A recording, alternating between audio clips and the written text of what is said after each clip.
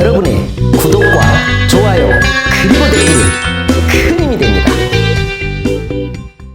원리영어의 반격, 우리가 꿈꾸던 영문법은 공무원을 꿈꾸고 계신 여러분과 일반 영어를 마스터하고자 하시는 분들의 절대 교과서입니다.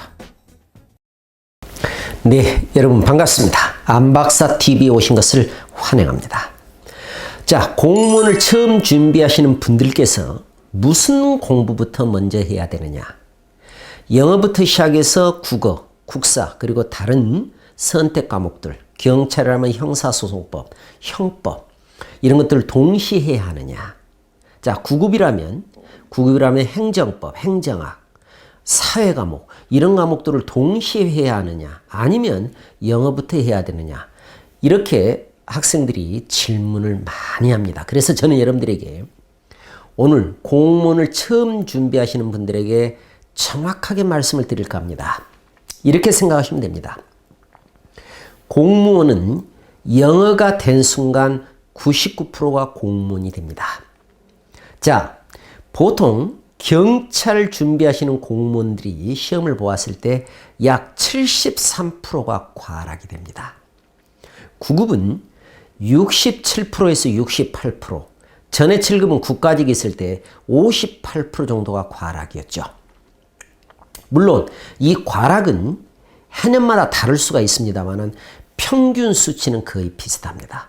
여러분, 과락 아시죠? 40점을 맞기가 어려운 것이 우리나라 학생들의 현재 실력입니다. 40점이 맞지 못하면 과락이잖아요. 그만큼 영어가 안 되는데 왜 안 되느냐? 우리나라의 예부터 우리나라 부모님들께서는 영어에 대한 열망은 대단했습니다. 어느 나라보다 우리나라 부모님들의 공부 욕심은, 학문에 대한 욕심은 대단했죠. 다시 말씀드리면 영어 공부는 그 전보다는 상당히 많이 학생들의 영어 실력이 올라온 것은 사실입니다만, 그러나 다른 나라에 비해서 우리나라 젊은이들의 영어 실력은 대단히 미미합니다. 토익 시험을 보더라도 한 해 170개 국가가 넘는 토익 시험을 보더라도 우리나라는 최하위권에 머무릅니다. 겨우 문법과 독해는 하위권에서 약간 벗어났습니다만 듣기 말하기는 그야말로 최하위권입니다. 거의 마지막 순위라고 해도 과언이 아니죠. 우리나라 영어가 이토록 안 되는데 그 이유는 첫째, 간단합니다. 문화와 역사를 모르고 공부를 했기 때문이죠. 그 문화와 역사를 알고 영어 공부를 하면 영어에 대한 자신감과 함께 공무원 시험에서 반드시 합격할 수 있습니다. 그러니까 여러분들, 지금 공무원을 막 준비하고 계시는 여러분들에게 제가 과감하게 말씀드리고 싶은 것은 영어 공부를 먼저 하십시오. 그리고 영어 공부는 문화와 역사를 바탕으로 하셔야 됩니다. 그 공부를 막 한 다음에 60점 이상이 맞은다면, 60점 이상을 확보하셨다면 그 다음부터 여러분들은 국어를 공부하시고 국사를 공부하시고 선택 과목을 공부하시면 되겠습니다. 7급 지방직에서 준비하고 계신 분들도 마찬가지고, 서울시, 그 다음에 일반 지방직, 그 다음에 법원검찰, 어떤 직렬도 마찬가지입니다. 소방직도 마찬가지고요. 그래서 여러분들은 영어 공부를 하시는데 다른 과목들 걱정하지 마시고 영어 공부를 하시는데 세 가지만 지켜주십시오. 첫째, 큰 소리로 읽으십시오. 오늘 하루 10분에서 15분 동안 부모님들이 잠을 이루지 못하실 정도로 큰 소리로 집에서 읽으십시오. 왜요? 큰 소리로 읽을 줄 알아야만이 영어에 대한 감각이 생기게 됩니다. 그런데 제가 지금까지 영어를 가르쳐 보면 학생들이 영어 공부를 한다면서 보통 온라인으로, 오프라인이 거의 지금 오프라인을 학생들이 공부하지 않고 온라인으로 공부를 많이 하다 보니까 선생님들이 수업해 주는 것만 듣고 이렇게 적고 있습니다.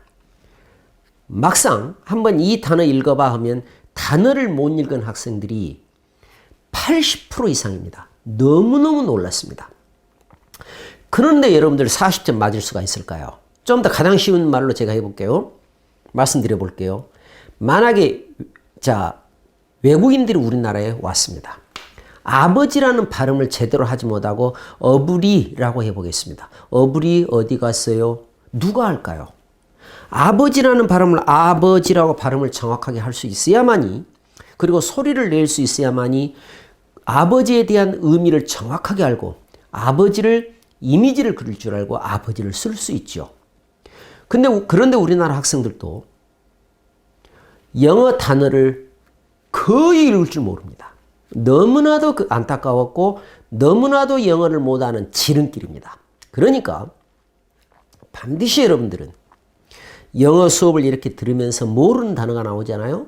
그러면 모르는 단어를 발음표를 단어 밑에다 꼭 적어 놓으시고, 그 다음에 휴대폰으로 그 단어 발음을 어떻게 하는가, 원어민들이 어떻게 발음하는가를 들어보시고 큰 소리로 문장 하나하나 하루에 10분 내지 15분씩 읽으십시오. 그게 영어 정복의 지름길이고, 영어 경찰이든 9급이든 7급이든 어떤 과목이든 토익이든 GRE 시험을 보든 GTEP를 보든 토플을 보든 반드시 첫걸음입니다. 그런데 우리나라 학생들은 영어 발음을 못합니다.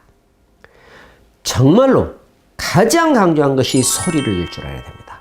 그런데 그 소리를 낼 줄 모르니까 감각이 없죠. 영어 감각이 없으니까 60점이 그토록 어려운 이유가 그가 있습니다. 60점만 넘기시고 바로 국어, 국사 동시에 같이 나가시면 됩니다. 60점 넘을 때까지는 영어만 하십시오. 하루에 10시간 이상을 투자하십시오. 소리내서 읽으십시오. 10시간 이상을 투자하고 영어가 되었을 때, 60점을 넘었을 때 여러분들은 국어, 국사 공부를 같이 해나가시면 4개월에서 6개월이면 합격합니다. 실질적으로 제 제자들을, 제가 노량진에서 제자들을 가르칠 때 영어를 그토록 강조했고 영어가 되었을 때 4개월 만에 합격한 제자들을 많이 봤습니다. 저를 믿으시고 제가 하라는 대로 꼭 하십시오.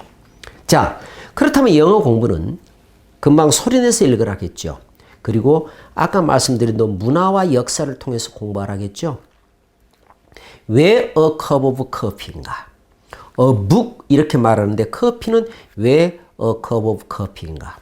왜 a glass of water인가? 왜 a glass of를 쓰는가? 문화를 통해서 알아야 됩니다. 우리들은 그냥 그런가 보다가 공부를 못하는 지름길이죠. 항상 문화와 역사를 왜 문화와 역사를 통해서 공부를 해야 되는가? 문화와 역사가 바로 언어이니까 그렇습니다. 언어가 문화 역사요, 문화 역사가 바로 언어 아닙니까? 그래서 그네들의 문화는 상업 장사 문화, 그네들의 문화는 기독교 문화, 그네들의 문화는 전쟁 문화입니다. 이 세 문화에서 그네들의 언어가 나왔죠.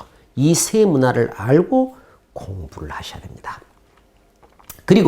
그래서 여러분들 이 세 문화에서 모든 문법이 다 나옵니다. 여러분들 준동사 들어보셨죠? 부정사, 동명사, 분사, 그리고 수동태. 내일 시험 봐도 출제되는 수동태. 수능에서 매번 한 문제가 수동태 아닙니까? 오지선당에서 반드시 하나 내지 두 개는 수동태잖아요. 그리고 왜 가정법이 발달됐을까? 농사를 짓는 우리나라 문화는 가정법이 없죠. 그러나 영어는 가정법이 너무나도 발달됐습니다. 그런 것을 문화와 역사를 통해서 공부하십시오. 그러면 문법이 끝납니다.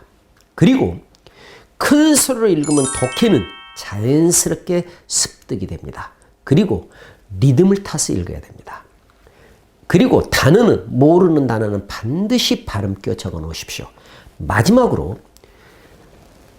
영어는 라틴어에서 60%의 단어를 가져왔습니다. 라틴어의 특징은 접두사, 어근, 전미사가 발달됐습니다. 그래서 흔히 여러분들 접두사, 어근, 전미사 있죠? 접두사, 어근, 전미사가 약 400개가 되는데 그 400개의 접두사, 어근, 전미사를 정복하십시오. 그러면 여러분들 단어 60%가 정복이 됩니다. 그리고 그 60%를 정복하고 또 나머지 40%를 정복할 때는 마인드셋을 하십시오. 마인드셋. 마음속으로 스스로 결정하면서 하십시오. 여러분 이해됐습니까? 마음속으로 어떤 단어든지 마음속으로 스스로 결정하라. 예를 들어 보겠습니다.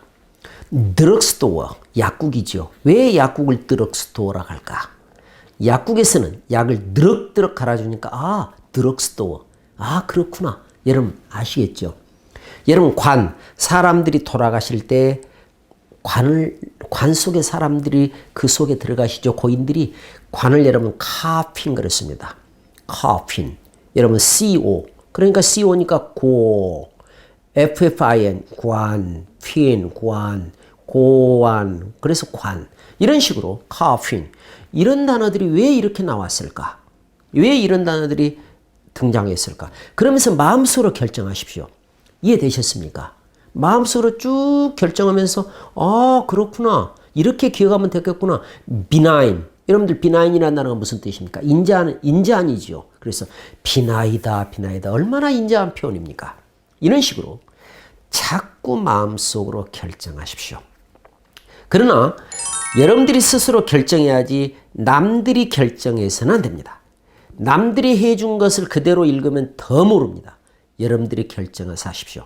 그러면 단어 60%, 80%, 100%가 정복이 됩니다. 그리고 나서 여러분들은 영어 60점이 확보된 순간 다른 과목들을 공부하면 꿈에 그리던 공무원이 될 수 있습니다. 저에게 더 많은 것을 질문해 주시면 제가 더 여러분들에게 안내해 드리고 더 많이 설명해 드리겠습니다. 자, 다음 시간에 뵙겠습니다. 영상이 마음에 드셨다면 구독과